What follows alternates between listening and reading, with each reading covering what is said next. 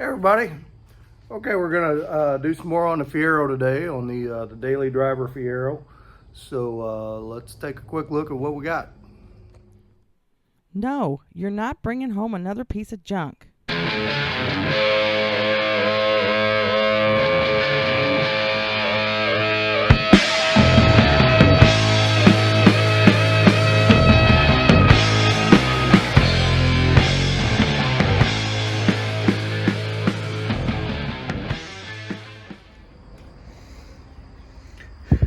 All right, so I did a few things on this already. I pulled the idler controller out of here, and I think they call it the pintle. That thing had a really bad groove worn in it, so I went ahead and replaced it. I know that was probably affecting my idle quality, and then I took some carb cleaner and cleaned that hole out, got all the carbon out of there. One thing I like to do on these TBIs, and there's a lot of opinions out there about it, is get rid of these EGR valves. I just don't really care for them. I know there's a lot of people say, well, it's part of the original system, you need to keep it, you know, and I've gotten rid of a lot of them and not had any bad effects. Now on the newer ones, you got to program it out of the ECM, because you'll get a check engine light if you don't have it on there. Now on this, this is the earlier EGR. This is kind of the dumb EGR, so it doesn't have an EGR solenoid. It just had a vacuum line going straight from the EGR to the throttle body. So I think I did a little research on this, that you can just get rid of it and not get a check engine light on it. So we'll find out. And it's going to be kind of an experiment, because I want to really track my gas mileage once this gets going and get the best mileage I can out of this. That's kind of the whole idea of this project. So we'll see what the mileage is like with this thing tuned up, and you know, driving reasonably at regular highway speeds, and see what we got. And if it looks like we're lacking a little bit, maybe we'll get a new EGR and throw it on there and just see what the difference is. So I know somebody said, well, it'll spark knock without an EGR valve on it. Well, it's got a knock sensor on it, so it should. There's your knock sensor down there. It should adjust the timing to compensate for that. But we'll find out. You know, it's kind of a test vehicle in some ways. All right. So anyway, I did that. Got rid of the EGR, and I think I found why this thing wouldn't run. If you look, I pulled the distributor on this thing. If you look inside there, that is like vaporized copper. And so I was going to put a new pickup coil in this thing, and that looks like that was the problem. Here's your old pickup coil, and I mean, this thing was hot and melting. So when I pulled this apart, this distributor, you couldn't hardly turn this thing. I mean, you really had to force it to turn it, and there was just so much like varnish built up on this shaft inside the distributor housing, it would hardly turn. And what I think was happening was this thing was getting so hot that it just melted this coil. You know, that, or just the coil was bad and building up a bunch of resistance. But anyway, somebody on the Pennox Fiero website said this was probably my problem, judging from the symptoms and judging from look at this thing. It was probably my problem. So, and then it looks like, no, all right, that's been replaced. That's a Borg Warner. So, new pickup coil, pulled the shaft out, cleaned it off, greased everything up, cleaned the reluctor wheel up, put a, and that's an AC Delco pickup coil, AC Delco ignition module. I don't really like using those off-brand Chinesium ignition modules. I've had bad luck with them. You know, They're cheap price, but I've had quite a few of them going out. So usually what I'll do is this: if I've got a GM one in there, and I'll use it till it goes bad, and then buy another GM one. But I've had them things last. Taking old ones and put them back in and just last a long time. Here's my IAC ignition air controller.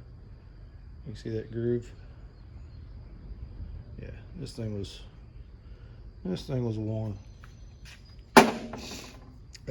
So anyway, on this video, we're going to put the distributor back in. I'm going to do plugs. I'm going to do wires cap, O2 sensor. Probably got a couple other things. I got a fuel filter. I've got all the stuff to do the cooling system. There's like 4 hoses on this thing, 2 in the front, 2 in the back. We're going to place all the hoses, put fresh coolant in it, put a thermostat in it. But once I get all the ignition stuff done, we're going to test drive it and see if this solved the problem. But pretty confident it probably did. So also over the last couple of days, I've dropped a bunch of old band videos on the channel, and I'd played in bands for years, and I'd played bass, did some singing, and just here around my my hometown and the home county, and just kind of did it for fun. Never thought I was going to be a big rock star. Just had a good time with it with my buddies. I started playing when I was, 15, I guess. Started playing bass, and I'm 55 now, so still do it once in a while. But those are old videos from the 90s, and I think one from the 80s, early 2000s. So I put them on there because I had all this stuff on videotape, on VHS tape, and I sent it off to a place called iMemories, and they transferred the videotape to a digital format. So because the tapes were degrading, and it's like, once that stuff's gone, it's gone forever. So transfer that to a digital format, and then I wanted a place to store it, the digital format. So I thought, I'll just go ahead and put it on YouTube. Then everybody that was playing on it and friends and that can check it out. So if you want to check it out, it's a lot of old 60s and 70s rock and blues music. That's the kind of stuff we played, 3-piece bands. So it's not on there as a promotional tool. It's just more of a fun thing I wanted to save it, and it seemed like a good place to put it. So if you want to check it out, and hit like, hit subscribe. If you don't like it, don't hit like and subscribe. But pretty fun. Got some good guitar players on there, a couple of good drummers, and yeah, check it out. So anyway, enough about that. Let's get back to, I'm gonna get this distributor in, get the plugs changed, and cap and wires and O2 sensor, and then we'll try to run this thing and see if we fixed it. All right, so distributor's back in. Nice thing on this car, as cramped as it is back here with the 4-cylinder, there's really plenty of room to work on everything. So one thing I forgot to mention earlier, Darren is one of the guys that on YouTube that kind of responds to my videos, leaves comments once in a while. Seems like a pretty good dude, and he's like, man, don't take 3 years to get that 61 done. I don't want to watch you work on your daily driver. I'm just hang in there, buddy. We are working on that 61 still. I'm still sanding on it. My buddy that was going to do the other side of the body work was finally able to free up some time, came over the other night and started on that. So we are still going on that, and I promise you that we're not going to stop on that to do this. This is just kind of a little sidebar. So hang in there. This is going to be fun too. So all right. So when you pull your distributor out, generally you want to mark where your pointer goes, and mark like somewhere on the block with the body of the distributor. That's how I used to do it, but now we got the magic of cell phones. I just took a close-up picture of what it looked like before I pulled it out, and close up and match that up with it going back in, and that works just as well. So all right, so let me get a cap on this thing, and we'll swap out the plug wires. I got a coil too. I'm gonna swap out that coil, just because it's looking a little rough, got some cracks in it. So all right, we're gonna keep going here. Now look at that. I don't know if you can see that. This is the screws that came with this cap. One of them, they didn't cut the threads on. Am I supposed to cut my own threads or what? All right, come on, assembly line guys, let's get your stuff together. So pull one screw out of the old cap. All right, just a little roadblock there, no biggie. I'll tell you what, sometimes it's these little things that'll drive you absolutely batty. So I've been trying to get this thing cap started. All right, if you look at these are the screws out of the old cap. I don't know if you can see that this close or not. Let's see. See if I can get that focus to adjust.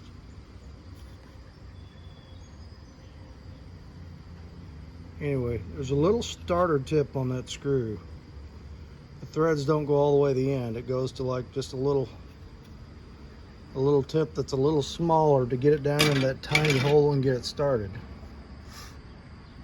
These are the only one that has threads on it. There it is. Doesn't have that. And I've been trying for 20 minutes to get that stupid thing in there. So finally I pulled the other old screw out of this cap, and we're going to try that. So don't freak out and get mad and destroy stuff like I used to do. Just stop and take a breather, take a look, because the madder you get, the worse it seems to go. All right, let's try this again. Well, I finally got that thing on there. My gosh, I was moments away from the complete tool throwing freak out. Just could not get that stupid cap on there. So I started comparing it to this cap. You know, I just couldn't get the screws started. And if you see this groove fits down in the groove of the ignition module. And so I put the new cap up to the old cap, and if you look at the height of that tab and this tab and this tab, that new one was just slightly taller. I guess, you know, just in the casting when I made it, and it wouldn't go down all the way. So I took my little die grinder and a 30 grit wheel and just knocked them tabs down, and once I did that, snapped on there and went on. So I was getting mad. Anyway, I got the plugs changed too. Now here's the old one. The old ones really don't look, I mean, the electrode looks good and the gap is about right, but man, they're black. They got a lot of unburnt fuel was going through this thing. And I mean, you got, so you had the coil was bad, you got, you know, this cap didn't look too good inside. It was pretty worn. The rotor was worn. You got old mismatched plug wires that, you know, coming apart as you try to pull them off the plug. So just a lot of basic tune-up stuff it needs. So I'm hoping once we get all this done, it's really going to run a lot better. All right, so I got a new coil. I'm going to go ahead and change that coil. I'm going to change that O2 sensor, and we're going to change these plug wires, and I'm going to change the fuel filter. And we're going to do all that before we try to start it again. So let me get that stuff changed, and we'll see what she sounds like. I'm not seeing any signs of oil burning or anything on those plugs. So and like I said, it ran really good the first couple hours of driving it home. So I think this is just all ignition related. So, all right, let's see what we got. Alright, so we are all back together. Got the coil replaced there, put a fuel filter on it. Changed the O2 sensor back there, you can see that. We had a vacuum line on this side of the throttle body that went to the EGR. I capped that. And then there's also a vacuum line that went from the throttle body to the bottom of the air cleaner, and then it went over to that flapper valve on the air cleaner snout. And that will allow that flapper in there to open up. I've had that thing fail many times on other ones, and they just they stick shut, and then you get star free air. So what I usually do, I plug that vacuum line. I just left the top one here, it's not doing anything, but I put a little spot of weld on both sides of that flapper so that it is open all the time. So anyway, let's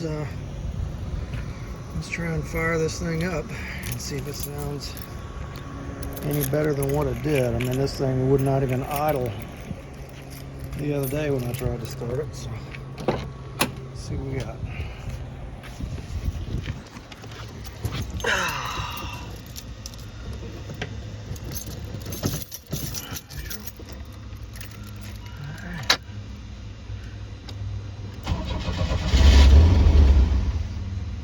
Might not have any fuel pressure in it since I drained the pressure out to put that fuel filter in.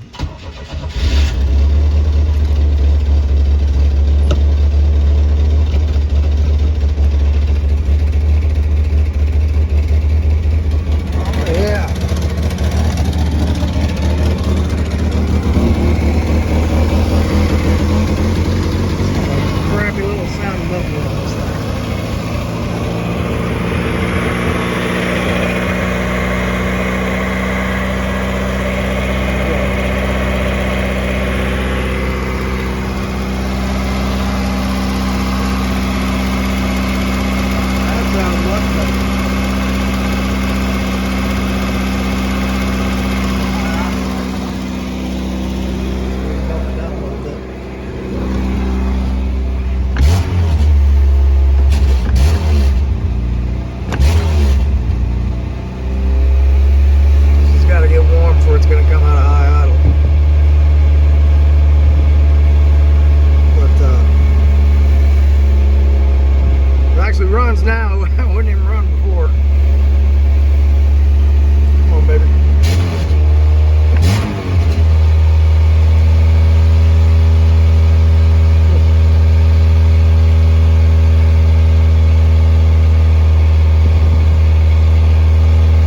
That seems right, hanging on high idle that long.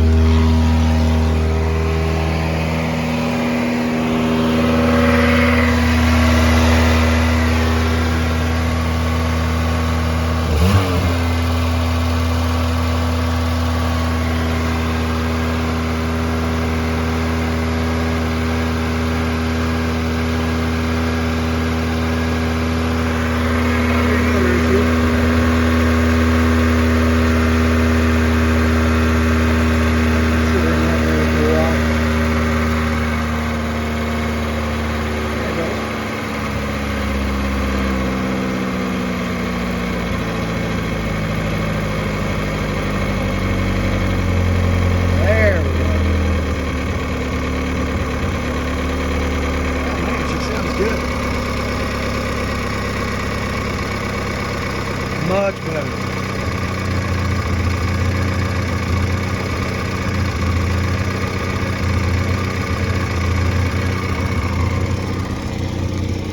Much better.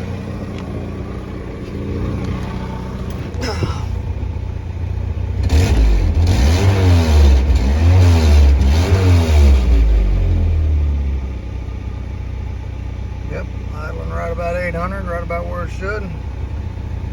All right, good deal.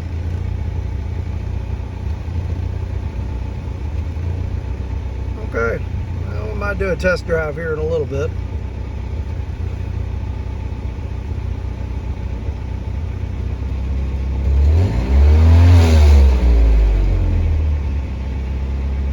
sounds good. Got good oil pressure.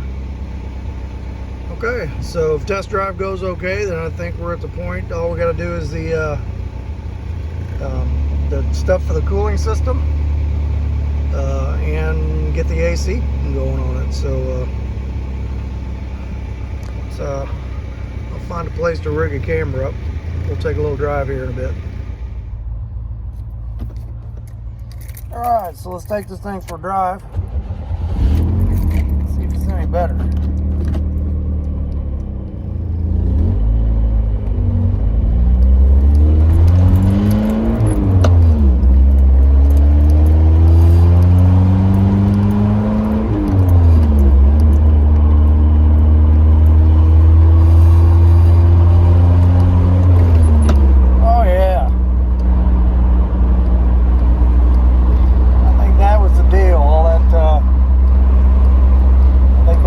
The distributor was definitely what was going on.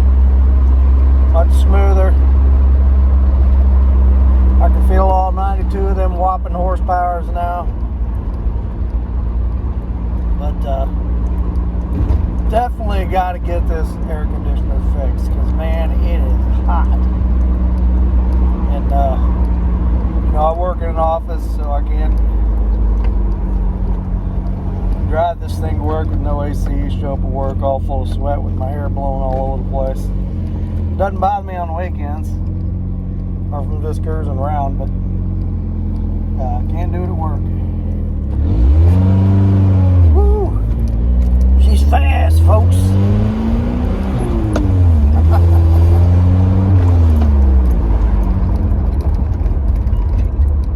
That's good. That's real good.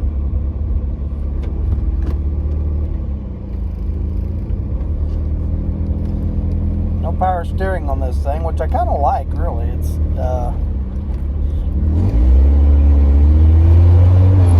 still very little effort to turn the wheel because the car is so light, and it's just one less thing you got to worry about developing a leak in or failing. So I really like the simplicity of this thing.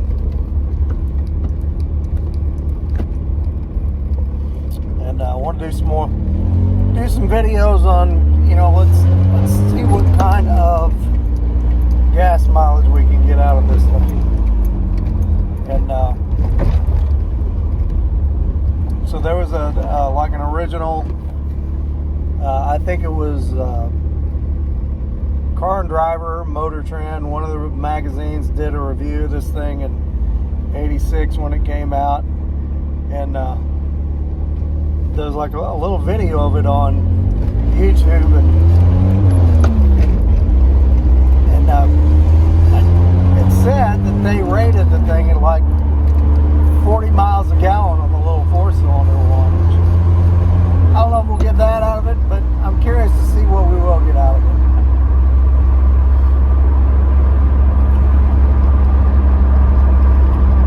So the next thing we're going to do is we're going to, I want to do my cooling system upgrades.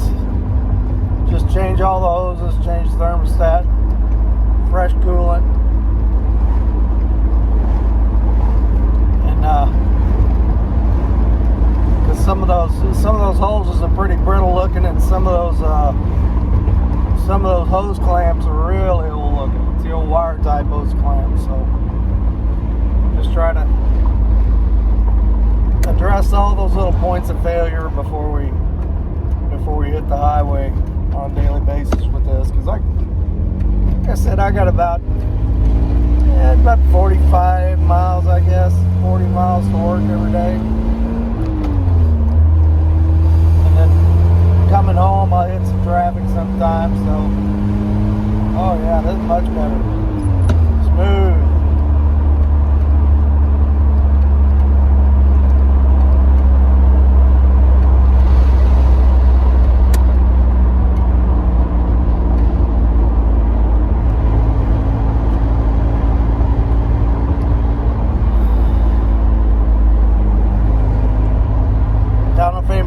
Going through the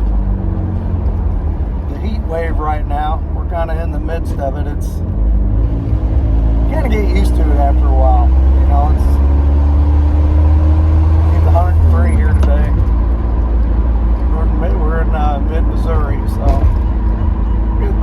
summers like this. Sometimes it's, I think it was 2010, we got a heat wave where we had almost 30 days straight of over 100 degree temperatures, and it was 107, 108 some days. I mean, it was brutal. Thankfully, we haven't had another one like that since then, so that's good. It's really pretty good. Let's go a little farther down the highway. Some youngsters checking this thing out. Like, what is that thing?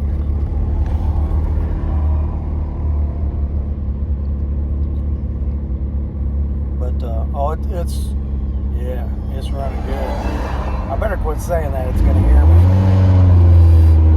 I'm doing oil change too. And with the miles, it's got 137,000. I think we're gonna go ahead and dump some full synthetic in it.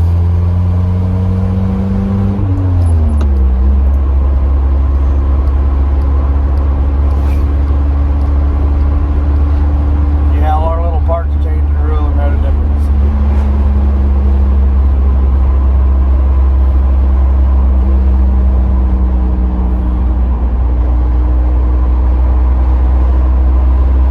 Now I got a little something to go to local car shows in. I'm really wanting to get my 61 done and get that thing on the road, but you know, it's got a little ways to go yet. I talked to my buddy last night. He was over there helping me, starting on the body work on that other side. We're kind of shooting for the end of August to have that thing painted. So once we get to that point, it's basically reassembly and money, because you got to buy, you know, got to buy the stuff for the interior, got to buy all the rubber, and there's just, you know, a lot of little things I got to buy. I need to do we're going to do a video on rebuilding that little 3-speed transmission. I don't know if I need to fully rebuild it, but we do need to pull it apart, and I want to change any seals and stuff in it. Just make sure it's all in good shape, get some fresh grease in it. I don't have a clutch, pressure plate, flywheel, any of that yet. Got to get all that, you know, so there's definitely some money to be spent on that thing.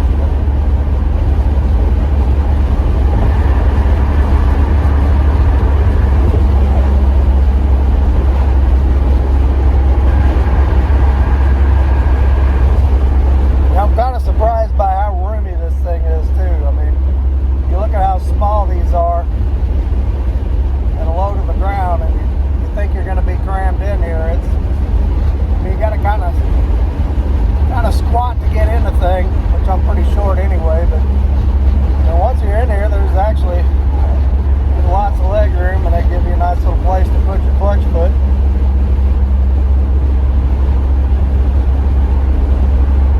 I know Darren's loving this video, watching me work on my daily driver. Ain't you, buddy? Uh-oh.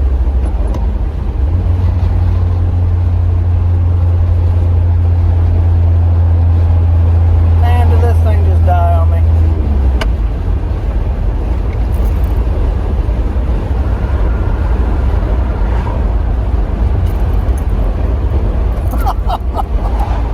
Oh, man. I think this thing just died. Alright, what happened?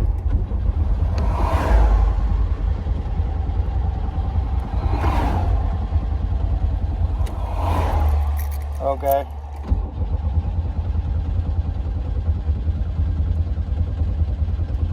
No spark. Spoke too soon, folks. Alright, tow truck driver on the way. I got 0 spark.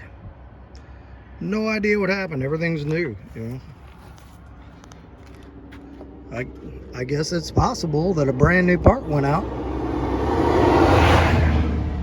And I was just bragging on using all them AC Delco parts too, so we'll just have to see what happened. I think no spark. I got no tools or nothing on with me. I could have lost the fuel pump too. so let's have them tow me home. Let's get it home and see what's going on. I actually did buy a fuel pump for it. So if that's what we got to do, that's what we got to do. But well, thanks for riding along on my utter and dismal failure.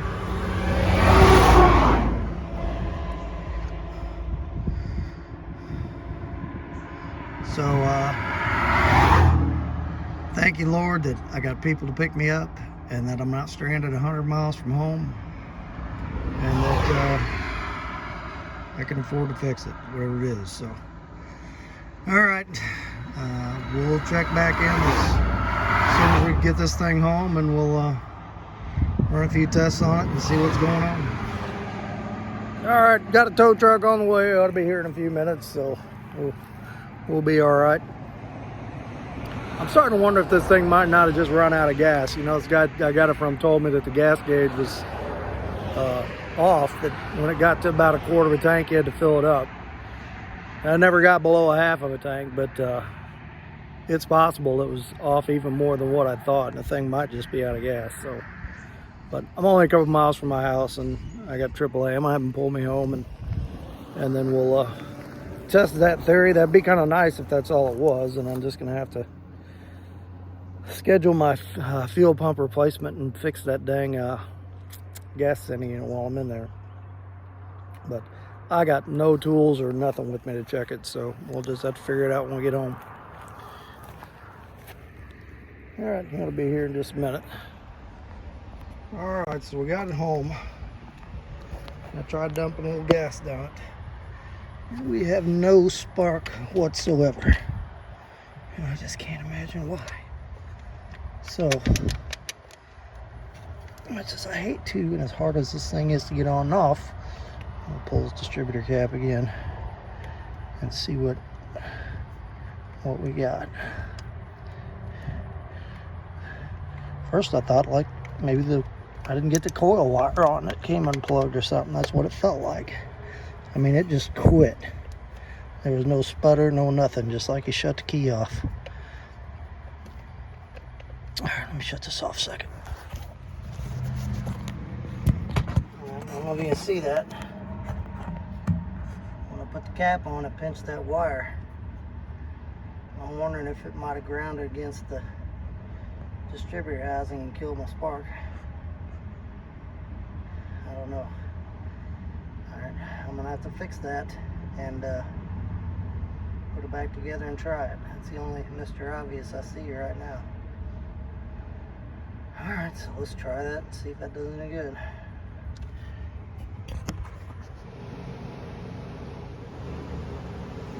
Alright, I went ahead and pulled the valve cover off, and I just wanted to crank it over and make sure this thing hadn't ate up the distributor gear, because I know these can be they said these iron dukes can chew up that cam gear. It's a fiber gear, but everything's turning, and I got compression. I got number one at top dead center, but when I pulled the cap, I got a sneaking feeling the rotor is not supposed to weld itself to the inside of the cap, and that thing is in there.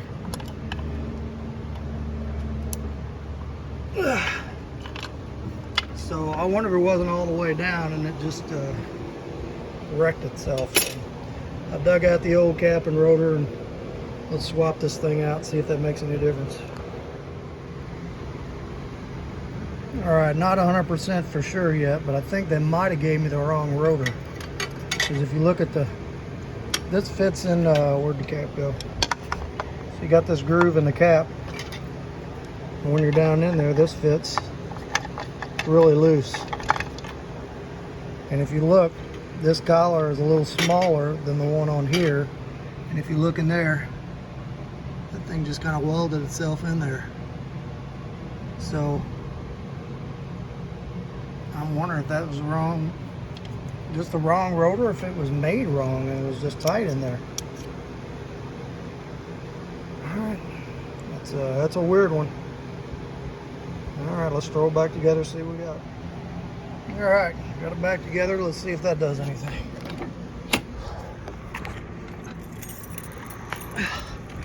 Yeah,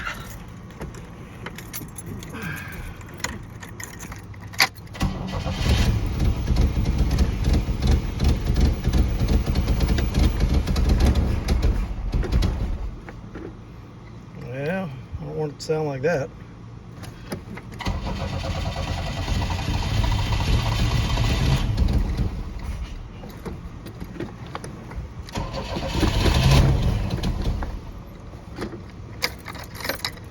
Definitely doing more than what it was.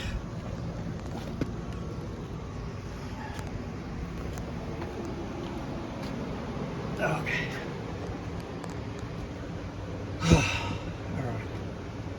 This is going to be it for this video. I know we're kind of running long on this one. And I'm going to keep on it and trying to figure out what's going on here. We're getting a little closer. I just, I don't get it, man. Alright. So, I'll probably pick up another cap and rotor. A new one.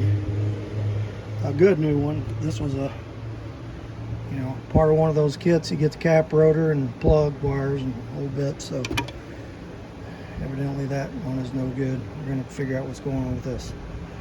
All right, so we'll pick it up on the next video, and we'll hit a little Bible verse before we cut off here tonight. All right.